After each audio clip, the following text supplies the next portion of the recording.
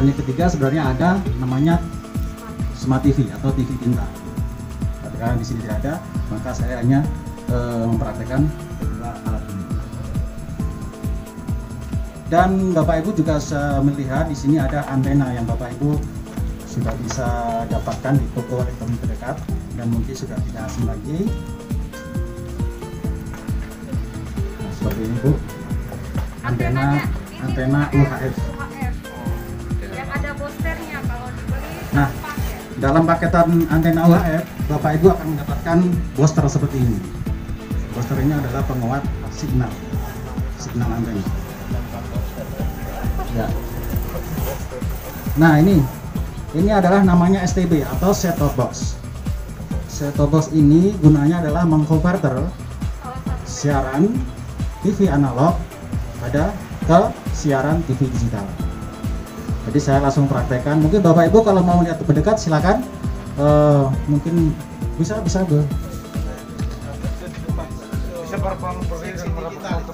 Ya, boleh. Seksi digital atau seksi kim. Bisa langsung melihat di sini.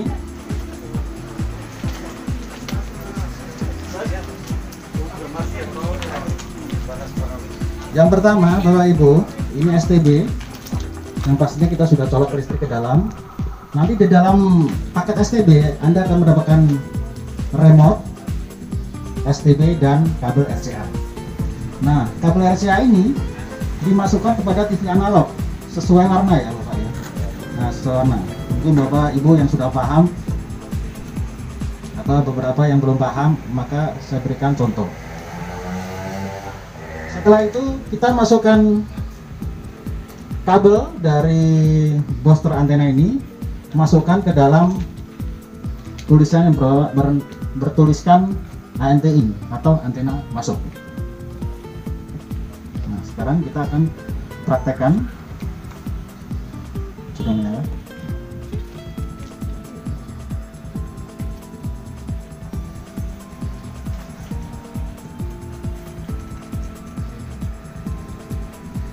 Nah, untuk memilih gambar, jadi karena itu tidak ada remote-nya, maka kita pakai manual saja. Kita pilih ke AV 1.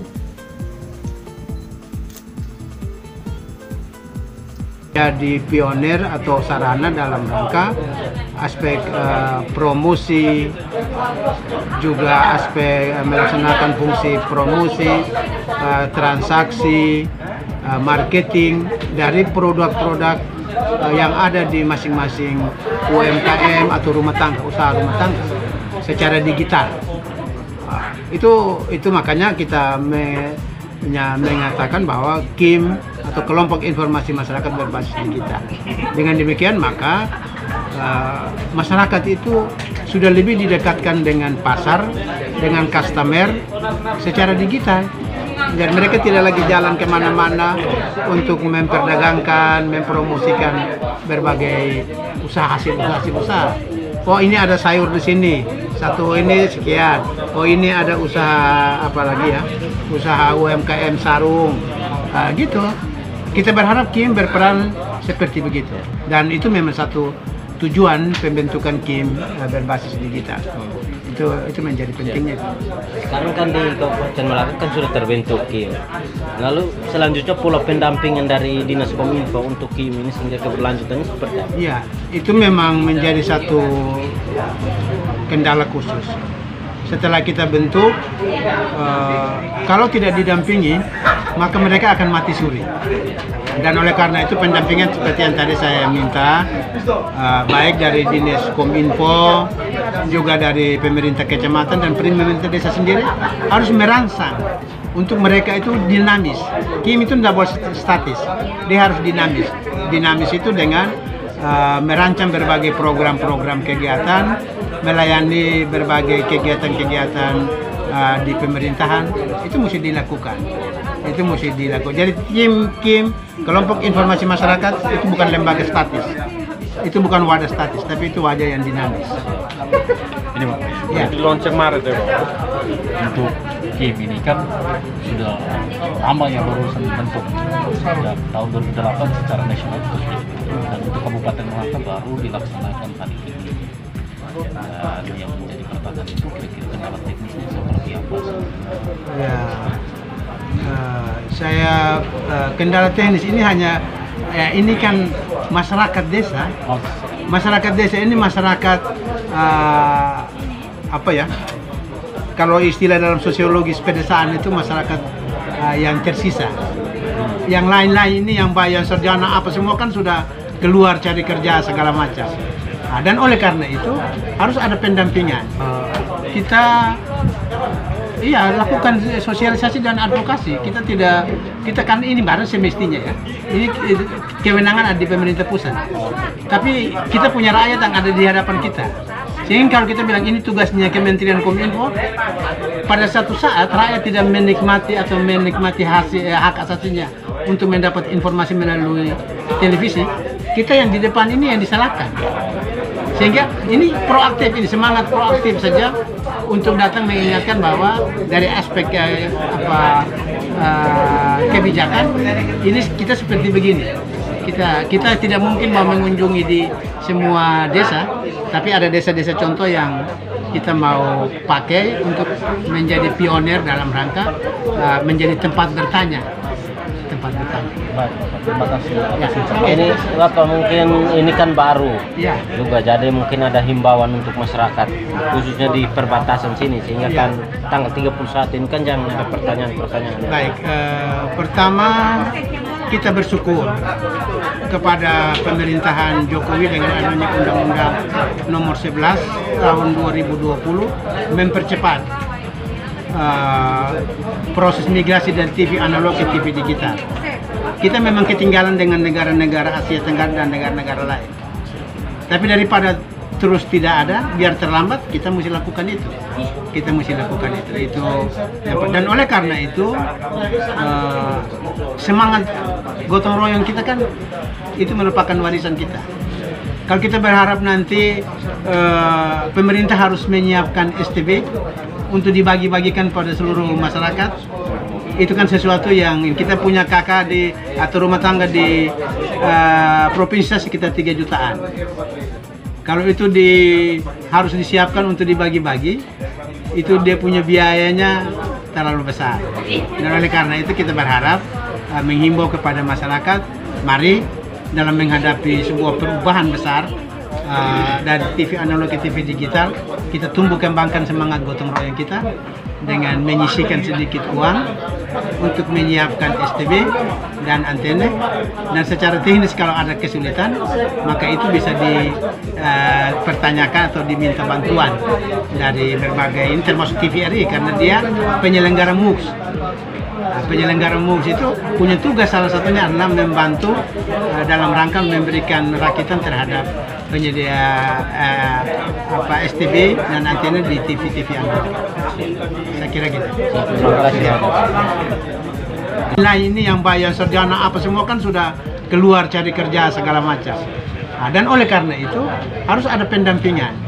Pendampingan memberikan semangat, dan oleh karena itu tadi saya bilang secara masif dari provinsi harus turun, dari kabupaten, kecamatan, kita sama-sama untuk memberikan motivasi dan penguatan kepada desa untuk merekrut sejumlah orang untuk bisa tergabung dalam KIM.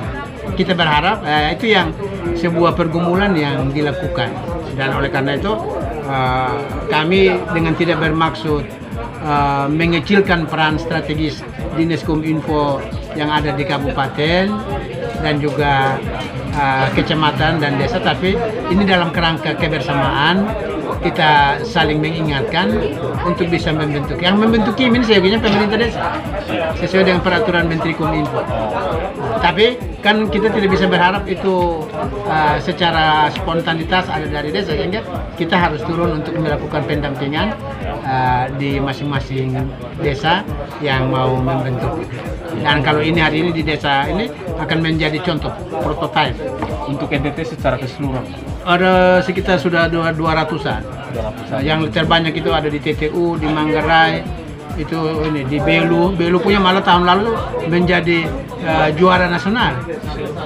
Itu Kokim di Desa Digital. Besok kami akan kunjungan ke sana untuk melihat itu. 200 lebih ya. Iya.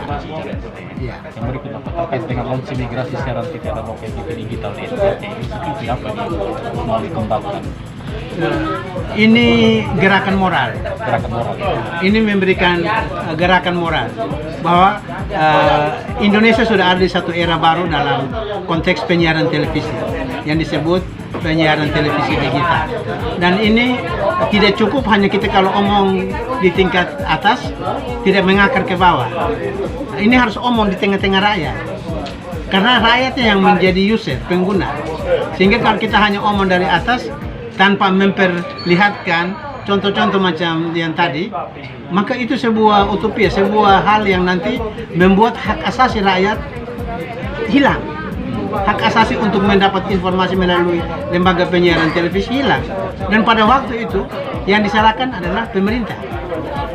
Sehingga kita harus proaktif untuk turun mengingatkan bahwa rakyat kita yang baik, kita sudah ada satu era dalam konteks penyiaran atau menonton siaran televisi yang lebih bagus kualitasnya. Mari harap Kim menjadi motor penggerak utama. Yang jelas bahwa TV analog itu beralih ke TV digital itu akan berarti pada 31 Maret. Untuk wilayah Provinsi NTT di beberapa kabupaten, tapi secara nasional itu tanggal bulan November 2022. Untuk berapa wilayah, Pak? Untuk yang ini ada 4 di Kota Kupang, Kabupaten Kupang, TTU, Belu, Malaka, 5 kabupaten. Tanggal 31 Maret selesai analog. Analog ya, selesai. Ini Bapak, Ya. tanggal 31 Maret ini kan khusus di Kabupaten Melaka ini kan berakhir untuk TV analog dan beralih ke TV digital. Apakah itu tidak berpengaruh terhadap harga TV digital di tengah masyarakat, apalagi di tengah pandemi COVID? Saya sudah lakukan survei TV analog itu sudah tidak ada di ini. Sekarang yang ada banyak itu smart TV. Kalau smart TV kan tidak perlu pakai STB tadi. Dia tidak perlu pakai STB. Sedangkan TV yang non smart itu yang harus pakai beberapa perangkat. Dan menyangkut dengan harga, kan tidak bisa orang semena-mena mempermainkan harga. Kan ada kontrolnya. Jadi saya kira kita berpikir positif saja. Tidak boleh ada orang yang memanfaatkan kesempatan ini untuk ini. Nanti dia punya harga, dia punya alat itu 200 sampai 300. 300 STB itu. STB. Ya. Itu dia punya standarnya seperti begitu. Jadi kalau ada yang mempermainkan itu, tapi juga aspek kualitas STB-nya. Ada yang barang tiruan, dianggap seolah-olah STB, tapi nanti dalam proses perakitan dan penggunaannya tidak seperti yang diharapkan. Dan oleh karena itu kami hadir di sini ini untuk memberikan contoh bahwa ini yang asli seperti begini. Oke, Bapak, kembali lagi. Untuk 5 kabupaten ini beralih ke TV digital. Itu hal yang mendasar menjadi acuan dari Dinas Kominfo. Kita lakukan sosialisasi dan advokasi. Kita kan ini barang semestinya ya. Ini kewenangan ada di pemerintah pusat. Tapi kita punya rakyat yang ada di hadapan kita. Sehingga kalau kita bilang ini tugasnya Kementerian Kominfo, pada satu saat rakyat tidak menikmati atau menikmati hak asasinya untuk mendapat informasi melalui televisi, kita yang di depan ini yang disalahkan.